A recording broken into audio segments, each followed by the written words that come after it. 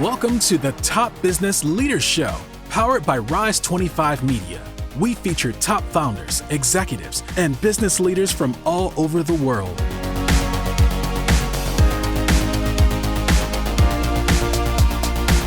Chad Franzen here, co-host for this show where we feature top restaurateurs, investors, and business leaders. This is part of our SpotOn Series. SpotOn has the best-in-class payment platform for retail, and they have a flagship solution called SpotOn Restaurant, where they combine marketing, software, and payments all in one.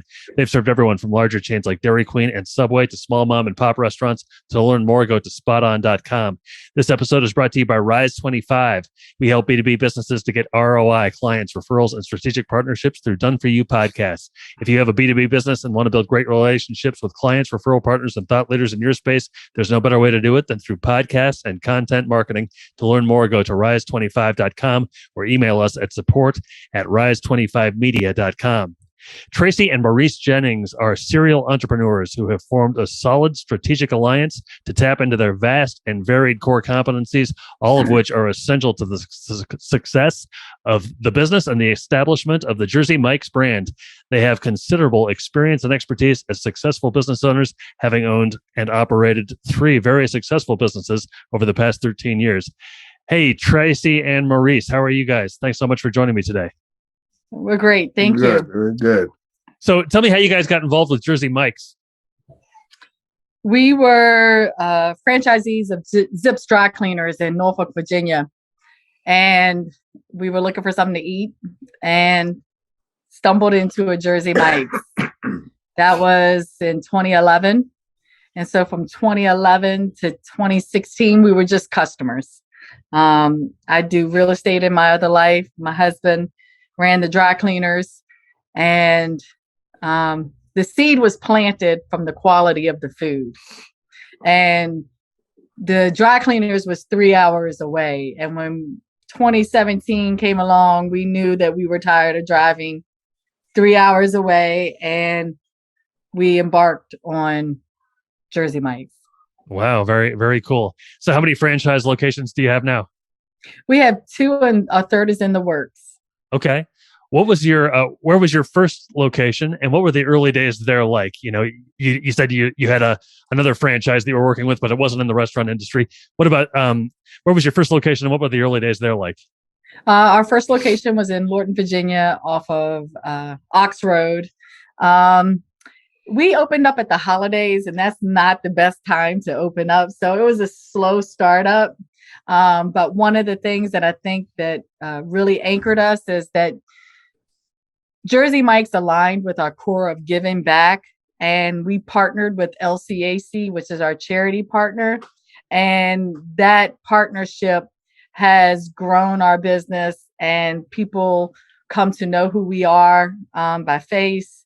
My husband's a coach at the local school that we support. So it was a slow startup, but we are doing very well there. Great. Very nice. What do you coach? Basketball. Okay. How's that going? When season's over, this year was it was rough for us, but towards the end, the team really started to gel, and we actually made it to the second round of the semifinals. Oh, nice. Very nice. Hey, so I mentioned that you guys are serial entrepreneurs. You talked about your dry cleaning business. Can you take me through some of your entrepreneurial journey? It started with DHL. We were independent contractors with DHL prior to them ceased in domestic operations. We had a fleet of 12 trucks on the Eastern Shore, and then 19 trucks in Allentown, Pennsylvania. So for a year and a half, we loved DHL. I mean, it was a great contract,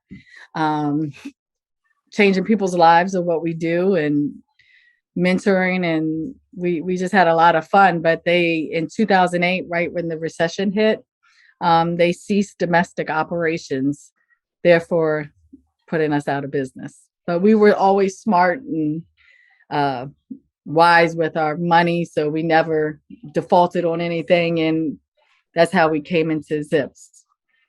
Okay. And then from there, you went to Jersey Mike's. Yeah, Zips Dry Cleaners was a one price dry cleaners, and for 7 years we were road warriors doing that. And then when we said enough, we did Jersey Mike's. What are some commonalities or similarities between maybe what you had been doing in your other stops, your other entrepreneurial stops? What are some similarities to that with what you're doing now at Jersey Mike's? People. You're dealing with people. You're dealing with people, and you're trying to coach them and mentor them and letting them know that you got to do the small jobs before you get the big jobs, and, just building them up and creating opportunity for them. What's maybe the biggest difference or something that you weren't necessarily expecting between Jersey Mike's and then maybe Zips?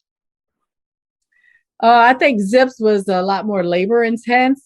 So I was pleasantly pleased that, you didn't feel a hostage situation when if I wanted Chad to come and run the dry cleaning machine, you couldn't do that. But I say, Chad, come over here, and just the customers would tell you what they want in their sandwich.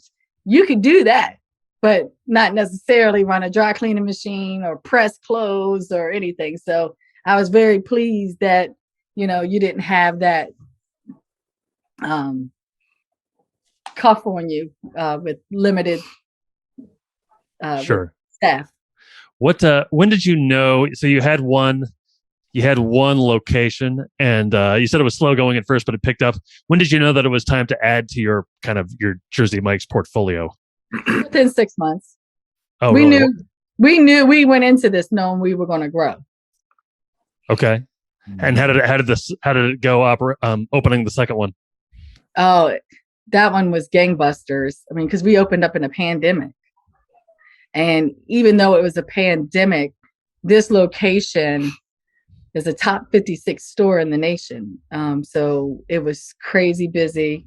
We were fortunate with the relationships that we built. We had a good staff, and my husband took the reins with getting us there. And again, partnering with the community and having a charity that is actually dedicated to the community. I think that plays a big part. We anchor ourselves and become a part of the community. Oh, great. Can you tell me a little bit about that charity? That one is Tanner Resource Community Center. Both of them, LCAC and Tanner Resource Community Centers, are different for each location, but they provide emergency services. They have a food bank, emergency funds, rent assistance, things like that. So what would you say is most important when it comes to operating multiple units at one time? You had one, now you have two. What's most important? I would say the having the consistency from an administrative standpoint, because the food is going to be the same, whether you're here in Virginia or you're in Florida. But the administrative consistency is what's very important in any sort of business where you're opening multiple locations. So there are plenty of franchise opportunities out there. You said you stopped into Jersey Mike's for lunch. What was it about Jersey Mike's? I mean, you could have, you can go to other places and stop there for lunch. What was it about Jersey Mike's that stood out? The quality of the food and the experience they try to give you in the store. Okay. They so even though your food is fresh sliced, the slicer, ask you how your day. It's the bantering, it's the small things. They become to know who you are, and you become a part of, the staff. Sure. How did COVID kind of impact or change operations, if it did at all, for you guys? The third-party delivery services definitely increased, I would say. And Lorton, it increased probably by 50%. Oxon Hill, we had just opened, so we were coming like towards the End of the pandemic. Towards the end of the pandemic, so people were out and about. Mm-hmm. but the third party delivery for our Lorton location, it really helped, and the online service. Would you say that has been a positive, kind of a positive development for you? Further partnership with third party delivery services? For me, I would say I would rather have more online orders than third party, because the percentage they take from you, it adds up at the end of the year. Mm-hmm. You probably notice, a lot of pizza franchises don't even offer the third party deliveries. I mean, they really cut into your profit. Right. What are some of your future plans or goals? Continue to grow the Jersey Mike's brand and change people's lives. I think that's where we are. We've got a core group of managers who, know us and know our expectations, but, developing people and putting them in their next roles and telling them, it's a different generation. That's what I can say. It's a different generation. So we work with them and we develop and grow them. Yeah. Is there something you try to do to get, maybe people might think of a place like that as a place where you go work for the summer or something and then take off. Is there something that you try to do to get people to stick around? Yeah. Well, one, Maurice and I pride ourselves. We're definitely different than a lot of the other franchise owners. The way we take care of our employees. Some of our employees work for other franchisees. We reward them and we pay them well. That's first and foremost. The second thing is that when you have the younger generation, they want instant gratification, and you got to crawl before you work. So when they're doing their little mess ups and I don't need my job, I'm the one that typically sets them down and, says, hey, you're not going to get to that just because of the way you act. If you cannot do the little job, you can't get to a big job. Or if you get to the big job, it's not going to last because you're going to get in your own way. So it's just that development. A lot of them have different upbringings, and you got to be able to bring yourself down to their level. And it's really like a life coach in many ways. Maurice relates a lot of things to sports and team and stuff like that. So he's able to connect in that capacity. Sounds good. Hey, I have one more question for you, but first, how can people find out more about your locations? Maybe you can just tell us where they are. Okay, our first location is Lorton Valley. It's right off of Ox Road at 8971. We're the proud supporters of South County Stallions. Great football, basketball team, championship school. We're at every football game, so stop by our tents when we're there on the sports days. And then our Oxon Hill location is at 6017 F Oxon Hill Road in Oxon Hill, Maryland. Okay, great. Hey, so last question for both of you. When you guys go to Jersey Mike's as customers, what's your go-to items? Mine is the 13. Mine is number 9. I'm gonna have to get some more details on these. All right. So the 13 is the Italian, and the number 9 is the Club Supreme. Okay. So the Italian is amazing because we bake what sets us apart than most of the other sandwich shops is that everything is 100% fresh. We bake our own bread, we slice our own lettuce, we slice our tomatoes, our onions. Everything is done fresh every day.